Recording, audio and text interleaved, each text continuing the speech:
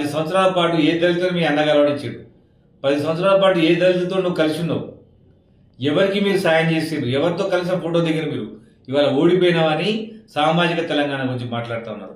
ఇవాళ దళితులందరూ పిలిపించుకొని ఫోటోలు దిగుతూ ఉన్నారు. అమ్మా, నువ్వు సామాజిక తెలంగాణ నీకు తెలియదు తల్లి. సామాజిక తెలంగాణ అంటే ఫస్ట్ నీ దుకాణం, మీ అయ్య ముఖ్యమంత్రి పదవి, మీ అన్న వర్కింగ్ ప్రెసిడెంట్ ఉండరమ్మా, కొత్తోళ్ళు ఉంటారు. ఓ ఎస్సీ దళిత ముఖ్యమంత్రి, ఓ బీసీ పార్టీ ప్రెసిడెంటు, జాగృతికి ఒక ఎస్టీ మహిళను అధ్యక్షురాలు చేయాలి సామాజిక తెలంగాణ అంటే.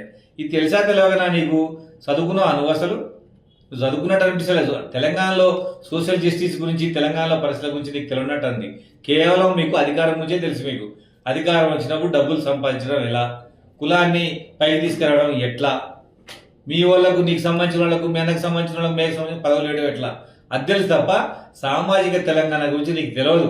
అది చెప్పకు.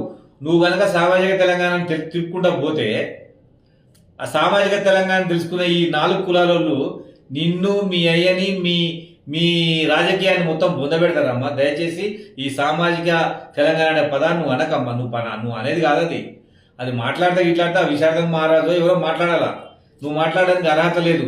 నువ్వు దొరసాని. నువ్వేం మాట్లాడతావమ్మా తెలంగాణలో సామాజిక తెలంగాణ గురించి? నువ్వు మాట్లాడవు. నీకు కావాల్సింది బంగారం, తెలంగాణ తల్లి కిరీటం, అవి కావాలి తల్లి. నీకు డబ్బు కావాలి, సారా దుకాణాలు కావాలి. కానీ సామాజిక తెలంగాణ గురించి మాట్లాడే నైతిక హక్కు లేదు. పూలే గురించి మళ్ళీ మాట్లాడితే నీ నోట్లో పురుగులు పడతాయి.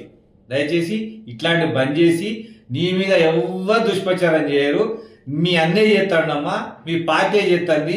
నిన్ను పార్టీలో ఉండకుండా తరిమి కొడతారు వాళ్ళే అని దయచేసి అన్ని ఆలోచించుకొని మాట్లాడమని కల్వకుంట్ల కవిత గారిని కోరుతా ఉన్నాను.